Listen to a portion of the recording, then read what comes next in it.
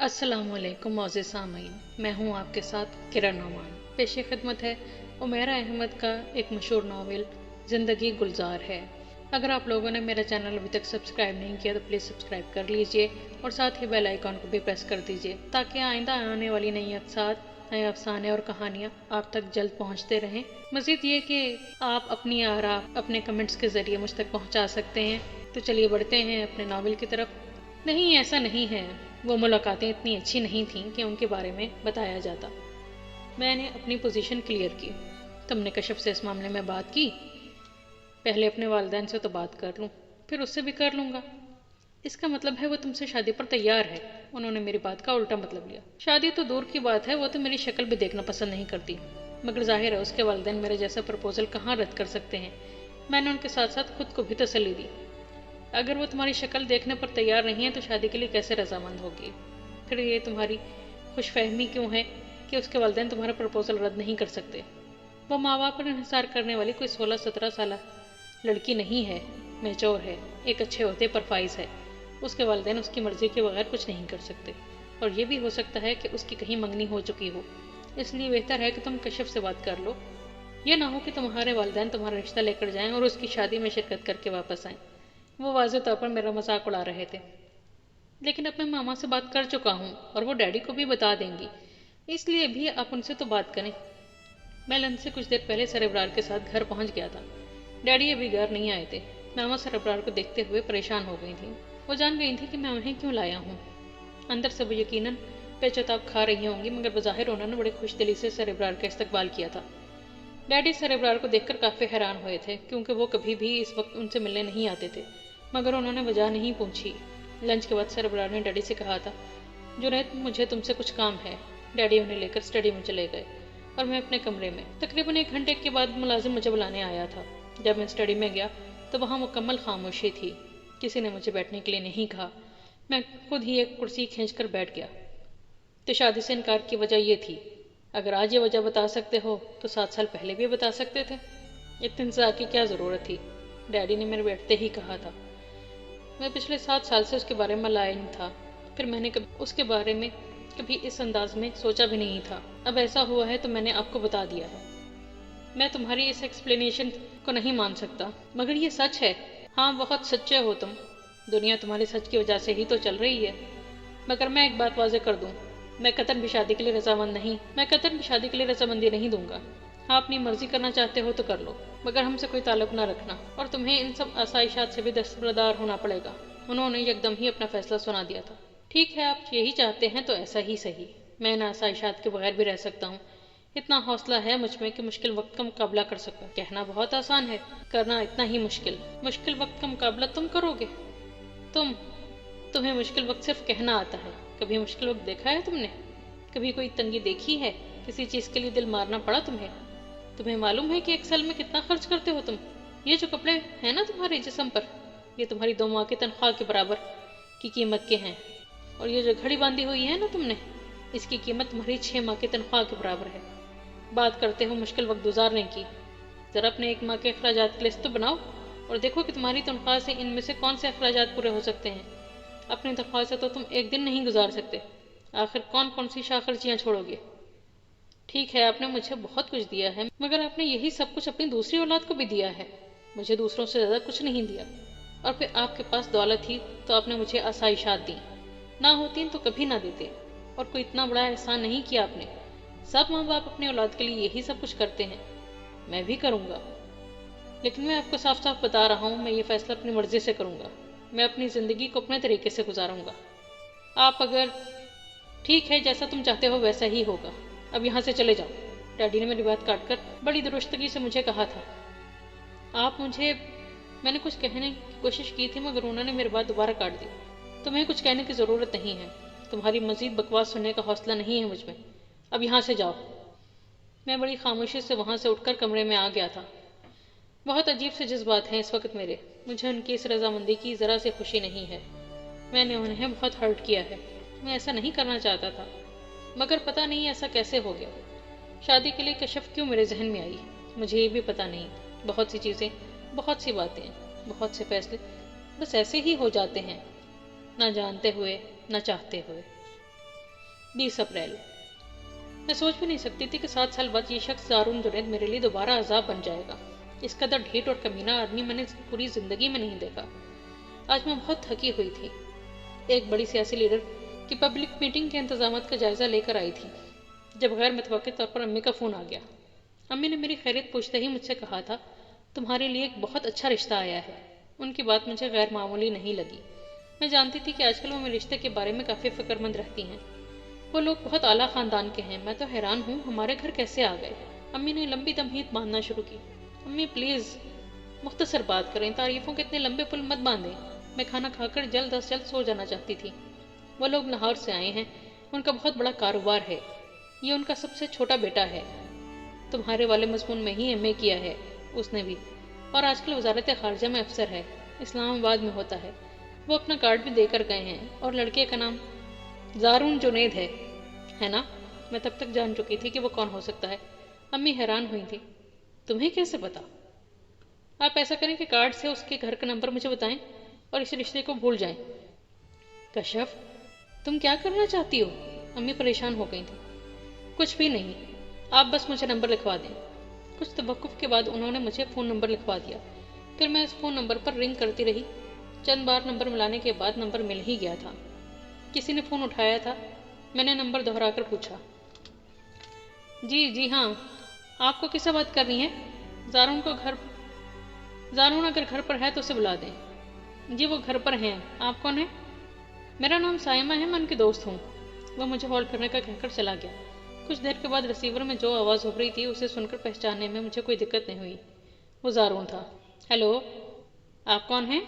कुछ देर के लिए तो मैं तैश के मारे कुछ बोल ही नहीं पाई। फिर मैंने उसे कहा, तुम्हारी इतनी हिम्मत कैसे हुई कि तुम अपने वालिदैन को मेरे घर भेजो? ओह, ये तुम हो? उसकी आवाज़ एकदम आहिस्ता हो गई थी। मैं तुम्हारा फ़ोन आने की तवक्का तो कर रहा था, मगर इतनी जल्दी नहीं।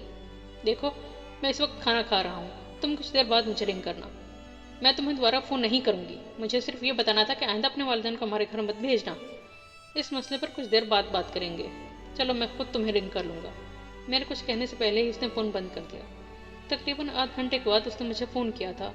तुमने फ़ोन कर ही लिया है तो मैं अपनी बात दोहरा देती हूँ। अपने माँ बाप को अब मेरे घर मत भेजना। क्यों? वो मेरा घर है और मैं वहाँ फजूल लोगों का आना जाना पसंद नहीं करती। वो तुम्हारा घर नहीं है। तुम्हारा घर वो है जो मेरा घर है। जहाँ तक वालिदैन को रोकने की बात है तो वो मैं नहीं कर सकता। उन्हें मेरी शादी करना है। अब ये उनकी मर्जी है कि वो रिश्ता लेकर कहाँ जाते हैं। मुझे उसकी बात पर बेतहाशा ताशा आया था। अब अगर वो हमारे घर आए तो मैं उनकी बहुत इंसल्ट करूँगी। तुम ऐसा नहीं कर सकती। उन्हें मेरे घर भेज कर देख लेना कि मैं ऐसा कर सकती हूँ या नहीं। मैंने फ़ोन बंद कर दिया। उसने दोबारा रिंग करने की कोशिश नहीं की और मैंने कम से कम इस बात पर सुकून का सांस लिया था। मैं नहीं जानती थी कि ये शख्स इस कदर ढीठ है, और मुझे हैरत है कि उसने मेरे घर का पता कहाँ से लिया है। पहले भी मुझे इसकी वजह से परेशानी उठानी पड़ी थी, अब फिर वो मेरे लिए मुसीबत बन गया है। पता नहीं खुदा मुझे पुरसुकून क्यों नहीं रहने देता। हर आदमी को कभी न कभी तो आराम मिल ही जाता है, मगर मेरे नसीब में तो शायद ये है ही नहीं। 25 अप्रैल। कुछ दिन इतने खूबसूरत होते हैं कि आपको हमेशा याद रखते हैं, हालांकि आपको बज़ाहिर इन दिनों में कुछ नहीं मिलता। आज का दिन भी ऐसा ही था। आज पहली बार मैं कशफ को झुकाने में कामयाब हुआ हूँ, और इस खुशी को, इस एहसास को मैं अल्फाज में बयान नहीं कर सकता। आज सर इब्रार ने कशफ को अपने घर बुलाया था। मैं सुबह से उनके पास था, क्योंकि कशफ ने अपने आने का वक्त नहीं बताया था।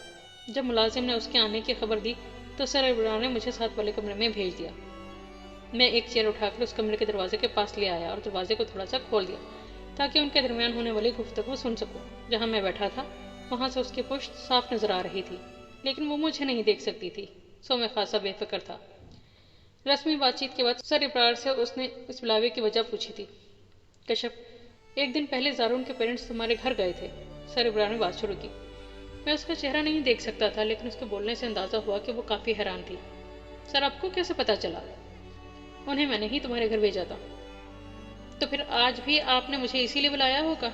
हाँ, मैंने तुम्हें ये जानने के लिए बुलाया है कि तुम इनकार क्यों कर रही हो। सर, आप अच्छी तरह जानते हैं कि मैं इनकार क्यों कर रही हूँ, और मुझे आपसे कम से कम ये तवक्का नहीं थी कि आप उसकी सिफारिश करेंगे।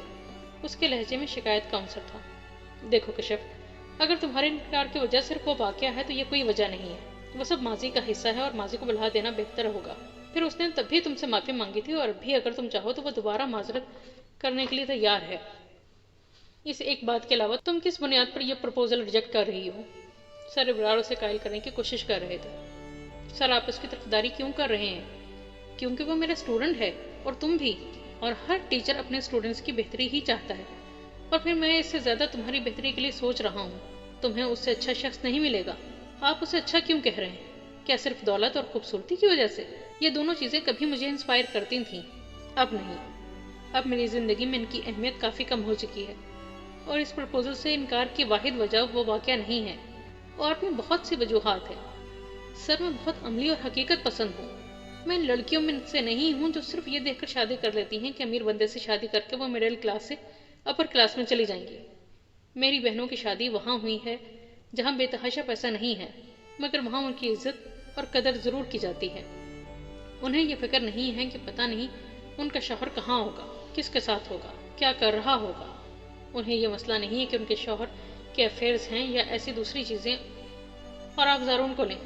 میں ایسے بندے سے شادی کیسے کر سکتی ہوں جس کا ماضی میرے سامنے ہے، جو عورت کو وقت گزارنے کا ذریعہ سمجھتا ہے، جو عورت کی عزت کرنا نہیں جانتا۔ آپ کہیں گے وہ بدل گیا ہے، میں کہتی ہوں وہ نہیں بدلا، نہ بدل سکتا ہے۔ پھر میرے اور اس کے خاندان کے درمیان کوئی میچ نہیں ہے۔ یہ طبقاتی فرق میرے لیے ہمیشہ عذاب رہے گا۔ میں مڈل کلاس سے تعلق رکھتی ہوں، اور وہ یہ بات کبھی نہیں بھلا سکیں گے۔ میری ہر غلطی کو وہاں ایکسپلائٹ کیا جائے گا، ہر بات پر نکتہ چینی کی جائے گی۔ انسان اپنی زندگی کو آسان بنانے کے لیے شادی کرتا ہے، مزید مشکل بنانے کے لیے نہیں۔ سو میں ظالم شخص سے شادی نہیں کر سکتی۔ وہ اپنی بات کہہ کر خاموش ہو گئی۔ سر ابرار بھی چپ تھے۔ میں دروازہ کھول کر اسٹڈی میں آ گیا۔ کشف نے پیچھے مڑ کر دیکھنے کی کوشش نہیں کی۔ کشف، کیا یہ بہتر نہیں ہے کہ تم خود زارن سے بات کر لو؟ سر ابرار مجھے دیکھ کر بولے تھے۔ اب کسی بات کی ضرورت نہیں ہے، وہ سب کچھ سن چکا ہے، اور وہ مجھے قائل نہیں کر سکتا۔ میں اس کی بات پر حیران رہ گیا تھا، وہ میری موجودگی سے باخبر تھی، اور سر ابرار مجھ سے زیادہ حیران تھے۔ میں کرسی کھینچ کر اس کے پاس بیٹھ گیا۔ ہاں، میں تمہاری ساری باتیں سن چکا ہوں، اور تم بھی مجھے قائل نہیں کر سکی۔ تمہاری ساری وجوہات تمہارے ذاتی مفروضات پر مبنی ہیں، اور زندگی مفروضات کے سہارے نہیں گزاری جا سکتی۔ اس نے میری طرف دیکھا، نہ میری بات کا جواب دیا، بس کار کی رنگ سے ٹیبل کو کھرچتی رہی۔ تم دونوں بیٹھو، میں بھی آتا ہوں۔ سر ابرار وہاں سے چلے گئے۔ ان کے باہر جاتے ہی اس نے کہا، دیکھو جو میرا فیصلہ تھا وہ میں سنا چکی ہوں، پھر بحث کرنے کی کیا ضرورت ہے؟ دیکھو کشف، میں ویسا نہیں رہا جیسا پہلے تھا، میں واقعی بدل چکا ہوں۔ کسی کو بدلنے کے لیے ایک لمحہ بھی کافی ہوتا ہے، کیا مجھے بدلنے کے لیے 7 سال کا عرصہ کافی نہیں ہے؟ میں جانتا ہوں میں پرفیکٹ نہیں ہوں، تم بھی پرفیکٹ نہیں ہو، کوئی بھی پرفیکٹ نہیں ہوتا، بس کچھ لوگ دوسروں سے بہتر ہوتے ہیں، اور کچھ بدتر۔ تمہارے نزدیک میں بہتر نہیں ہوں، اپنی نظر میں بدتر نہیں ہوں، اور تمہارے نزدیک کلاس کب سے اہم ہونے لگی؟ تم تو کہا کرتی تھی کہ شرم اس بات پر آنی چاہیے اگر آپ برے کام کریں، آپ چور ہوں، کسی کو تکلیف پہنچائیں، کسی کو قتل کر دیں، اس پر نہیں کہ آپ قریب ہیں۔ تمہارے نزدیک تو میری کلاس عزت کے قابل بھی نہیں تھی، پھر آج یہ تبدیلی کیوں؟ صرف میرے کہنے سے کیا ہوتا ہے؟ عزت کے قابل صرف تم لوگوں کو ہی سمجھا جاتا ہے۔ اس کا انداز پھر وہی تھا، لیکن میں تم سے محبت کرتا ہوں۔ ایک پیدائشی فلرٹ کو مجھے یہ باتیں اچھی نہیں لگتی۔ وہ میری بات پر غر رہی تھی۔ ایسی لڑکیوں کی تعداد ہزاروں میں نہیں تو سینکڑوں میں ضرور ہوگی جن سے تم یہی جملہ کہہ چکے ہو، لیکن تم سے میں سچی محبت کرتا ہوں، سچی محبت۔ یہ بھی تم بہت لڑکیوں سے کر چکے ہو۔ تم جیسا شخص جب یہ بات کرتا ہے تو مجھے ہنسی آتی ہے۔ تم ہر لڑکی کو ایک ہی سبز پاک دکھانے بیٹھ جاتے ہو۔ میں ابھی یہی کہوں گا کہ میں تم سے محبت کرتا ہوں۔ میں نے بڑے اطمینان سے اپنی بات دہرا دی۔ دیکھو میں کوئی ٹین ایجر نہیں ہوں جسے تم ان باتوں سے بہلاؤ اور وہ بہل جائے۔ کیا ہوتی ہے یہ محبت، اور بقول تمہارے سچی محبت؟ ہمارے مذہب اور معاشرے دونوں میں کہاں اس کی گنجائش ہے؟ ایک ڈھونگ رچایا ہوتا ہے تم لوگوں نے لڑکیوں کو فلرٹ کرنے کے لیے، دھوکہ دینے کے لیے، اور تم انہیں بیوقوف بنانے میں کامیاب رہے ہو۔ لیکن اس قسم کی سچی محبت کی نہ مجھے ضرورت ہے اور نہ کوئی اہمیت ہے۔ سو بہتر ہے یہ ڈھونگ تم کسی اور کے سامنے کرو۔ اس کا چہرہ غصے سے سرخ ہو رہا تھا۔ مجھے اس کی باتیں بری نہیں لگی۔ تم نے جو کچھ کہا ہے میں اس سے انکار نہیں کرتا، سوائے اس بات کے کہ میں تم سے فلرٹ کر رہا ہوں۔ جو فلرٹ کرتے ہیں وہ نہ تو اپنے پرپوزل بھیجتے ہیں اور نہ اس طرح اپنی انسلٹ برداشت کرتے ہیں۔ میرے بارے میں تم نے جو کچھ کہا وہ ٹھیک ہے، ظاہر تم میرے ساتھ پڑھتی رہی ہو، سو میرے ماضی سے واقف ہو۔ تمہارے خیال میں نہ تو شریف ہوں نہ عورت کی عزت کرتا ہوں، لیکن کیا تم یہ بات یقین سے کہہ سکتی ہو کہ جس شخص سے تم شادی کرو گے وہ پارسا ہوگا؟ उसे औरत की इज्जत करना आता होगा। उसका ना तो कभी कोई अफेयर रहा होगा, ना ही उसने कभी किसी लड़की की तरफ गलत नज़र से देखा होगा। नहीं कश्यप, तुम कभी भी ये बात यकीन से नहीं कह सकती। हो सकता है तुम्हारा शौहर तुमसे अपना माज़ी छुपाए, तुम्हारे सामने वो खुद को बड़ा अच्छा जाहिर करे, जैसे मैं अपनी बीवी से अपना माज़ी छुपाऊंगा, और वो मुझे बहुत अच्छा समझेगी जब तक कि मेरी कोई गलती उसके सामने ना आ गई। क्या तुम भी यही नहीं करोगी? मुझ पर तुम्हें इसलिए एतराज़ है कि तुम मेरे माजी से वाकिफ़ हो। अपने शौहर पर इसलिए एतराज़ नहीं होगा क्योंकि उसका माजी तुमसे पोशीदा होगा, और अगर कभी उसका ख़राब माजी के बारे में जान गई तो फिर क्या करोगी? क्या उसे छोड़ दोगी या माफ़ कर दोगी? क्या उस वक्त मैं तुम्हें याद नहीं आऊँगा? क्या तुम ये नहीं कर सकती कि मेरे माजी की गलतियों के लिए मुझे माफ़ कर दो? मैं गलतियों से सीखने वाला आदमी हूँ, और जिस उम्र में मैं तुमसे ये कह रहा हूँ वो तो जज्बाती भी नहीं है।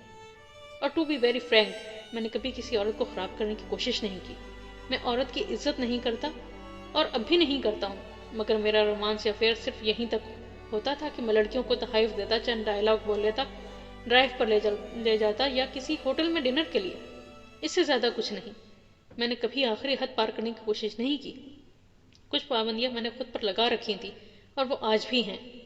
मुझे अपना कैरियर बनाना था और गलत चीज़ों में पढ़कर मैं इसे तबाह कर बैठता, और मैं ये नहीं चाहता था। हो सकता है तुम्हें मेरी बातों पर यकीन ना आए, लेकिन मैं सच कह रहा हूँ। लेकिन अगर तुम मेरा प्रपोजल रिजेक्ट कर दोगी तो क्या? ये 20वीं सदी है, जोग लेने का ज़माना तो नहीं है। शादी तो मुझे करना ही है, आज नहीं तो चंद साल बाद सही। तुम्हारी जैसी कोई लड़की मुझे मिल ही जाएगी, क्योंकि तुम दुनिया में वाहिद अच्छी लड़की नहीं हो। हाँ, मगर मैं तुम्हें मिस ज़रूर करूँगा, क्योंकि उसमें हर खूबी सही, फिर भी वो कश्यप नहीं होगी। अपने दिल से मेरे खिलाफ मैल दूर करके देखो, शायद तुम्हें फैसले में आसानी हो। फिर अगर तुमने मेरे हक में फैसला ना भी किया तब भी मैं तुम्हें दोबारा तंग नहीं करूँगा। लेकिन एक दफ़ा पूरी गैर जानिबदारी से मेरे बारे में सोचो। 4 मुलाकातों में पहली बार उसने खामोशी से मेरी बात सुनी थी। मैं कुछ देर उसके बोलने का इंतज़ार करता रहा, मगर वो चुप रही। फिर उसे खुदा हाफिज़ कहकर मैं बाहर आ गया। सर इब्रार ने मुझे देखकर पूछा, क्या कहा उसने? अभी तो कुछ नहीं कहा, मैंने उसे सोचने के लिए वक्त दिया है। फिर मैंने विश करता हुआ मैं घर आ गया। तकरीबन 1.5 घंटे के बाद सर इब्रार ने मुझे फ़ोन किया था। जूनी, अब तुम आइंदा मेरे घर मिठाई लेकर आना, उन्होंने छूटते ही कहा था। मिठाई? किस लिए? मैं कुछ हैरान हूँ। भाई कश्यप मान गई है इसलिए। व्हाट? इतनी जल्दी? मैं हैरान रह गया था। इतनी जल्दी से तुम्हारा क्या मतलब है? क्या वो 5-10 साल के बाद कुछ कहती? सर उसने कहा क्या है? मैं काफ़ी बेचैन था। उसने कहा है कि तुम अपना प्रपोजल भेजो, अगर उसके वालिदैन को मुनासिब लगा तो ठीक है, वो इनकार नहीं करेगी। सर इब्रार ने मुझे बताया था। मैंने शुक्र अदा करके फ़ोन रख दिया। फिर शाम को मैंने कश्यप को फ़ोन किया था। वो वापस फैसलाबाद पहुंच चुकी थी। उसका शुक्रिया अदा करने के बाद मैंने उससे कुछ और बातें करना चाहता था, मगर उसने अपनी मुसरूफियत का कहकर फ़ोन बंद कर दिया। और अब डायरी लिखते हुए मैं सोच रहा हूँ कि वो इतनी भी बुरी नहीं है। 25 अप्रैल। आज मैंने अपनी ज़िंदगी का सबसे अहम फ़ैसला किया है, शादी करने का फ़ैसला, और वो भी उस शख्स से जो चंद दिन पहले मेरे लिए सबसे ज़्यादा नापसंदीदा था। कॉलेज में वो मुझे कभी किसी बात पर कायल नहीं कर सका, हालांकि वो हमेशा दलाइल के साथ बात किया करता था, मगर आज पहली दफ़ा उसकी बातों ने मुझे कायल किया है। आज जब मैं सर इब्रार के घर गई तो ना तो मुझे ये तवक्का थी कि वहाँ मेरी मुलाकात उससे होगी, और ना ही मुझे ये अंदाज़ा था कि सर इब्रार मुझसे इस मौजू पर बात करेंगे। हैरत का पहला झटका मुझे तब लगा जब मुलाजिम ने मुझे लाउंज में बिठाया और कहा कि मैं सर इब्रार को बता कर आता हूँ। पहले वो मुझे हमेशा सीधा स्टडी में ले जाया करता था, फिर थोड़ी देर बाद वो मुझे लेकर स्टडी में आ गया। स्टडी में दाखिल होते ही मैं जान गई थी कि ज़ारून वहाँ है, क्योंकि कॉलेज से लेकर अब तक वो एक ही परफ्यूम इस्तेमाल करता रहा था, और इस वक्त भी स्टडी में उस परफ्यूम की खुशबू थी, लेकिन वो मुझे स्टडी में नज़र नहीं आया। फिर जब मैं कुर्सी पर बैठी तो टेबल पर मुझे जो कार की रिंग नज़र आया वो उसी का था। मैं उसे देखते ही पहचान गई थी, क्योंकि जब वो मेरे ऑफिस आया था तो उसने यही की रिंग मेरी मेज़ पर रख दिया था। टेबल पर कॉफ़ी के 2 कप थे, एक सर इब्रार के सामने था और दूसरा उनके बिलमुकाबिल रखी हुई कुर्सी के सामने, और वो कप काफ़ी से आधा भरा हुआ था। वह यकीनन वहीं था, इसलिए सर इब्रार ने मुलाजिम को हिदायत की होगी कि पहले मुझे लाउंज में बिठाए ताकि वो ज़ारून को इधर उधर कर सकें। फिर मैंने ये अंदाज़ा लगाने की कोशिश की कि वो कहाँ हो सकता है। यकीनन स्टडी के साथ वाले कमरे में, और बाद में मेरा अंदाज़ा दुरुस्त साबित हुआ। और जब सर इब्रार ने उसके प्रपोजल के बारे में बात करना शुरू की तो मैं जान गई कि ये सब ड्रामा क्यों हो रहा था। मैं सर इब्रार की बातों से बिल्कुल भी मुतासिर नहीं हुई। मुझे उनके खलूस पर शुबा नहीं था, मगर ये भी जानती थी कि वो ज़ारून से बहुत मोहब्बत करते हैं और सिर्फ उसकी खातिर मुझे समझाने की कोशिश कर रहे हैं। میں یہ جانتی تھی کہ زارون ہماری باتیں سن رہا ہے، اس لیے میں نے بہت واضح انداز میں اس کے بارے میں اپنے خدشات اور خیالات بتائے تھے، لیکن جب اس نے بولنا شروع کیا تو میں حیران رہ گئی تھی۔ وہ بہت سنجیدہ تھا اور مجھے اس کی باتوں میں کوئی کھوٹ نظر نہیں آیا۔ وہ ٹھیک کہہ رہا تھا، یہ ضروری تو نہیں کہ جس سے میں شادی کروں وہ واقعی پارسا ہو۔ میں اس قدر خوش قسمت کہاں ہو سکتی ہوں؟ اور اگر ایسا ہی ہوتا ہے تو پھر زارون میں کیا برائی ہے؟ اس دور میں فرشتہ تو کوئی بھی نہیں ہوتا، پھر کیا یہ بہتر نہیں ہے کہ میں اس کی باتوں پر اعتبار کروں؟ شادی تو ویسے بھی جوا ہوتی ہے، سو میں نے فیصلہ کر لیا ہے کہ میں جوا زارون پر کھیلوں گی۔ اس کے جانے کے بعد سربراہ نے اس کے بارے میں مجھے بہت سی یقین دہانیاں کرائی تھیں۔ وہ نام بھی کرواتے تب بھی میں اپنی رضامندی ضرور دے دیتی۔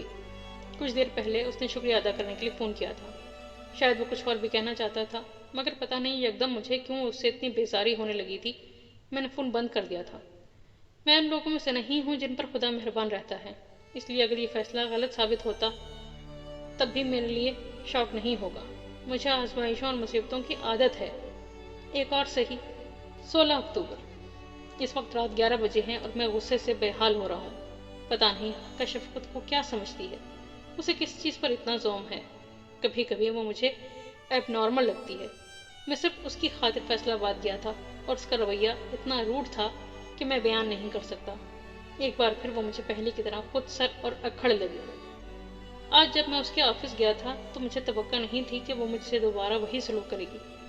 کارڈ بھیجنے کے بعد مجھے زیادہ دیر انتظار نہیں کرنا پڑا، حالانکہ اس کا پی اے پریشان تھا کیونکہ اس کے ذہن میں پچھلی ملاقات کا نقشہ یقیناً تازہ ہوگا۔ بیٹھیں، میرے اندر جاتے ہی اس نے سپاٹ انداز میں کہا تھا۔ فرمائیے، اب کیا کام ہے؟ میرے بیٹھتے ہی اس نے پوچھا تھا۔ اس کا انداز میرے لیے حیران کن تھا۔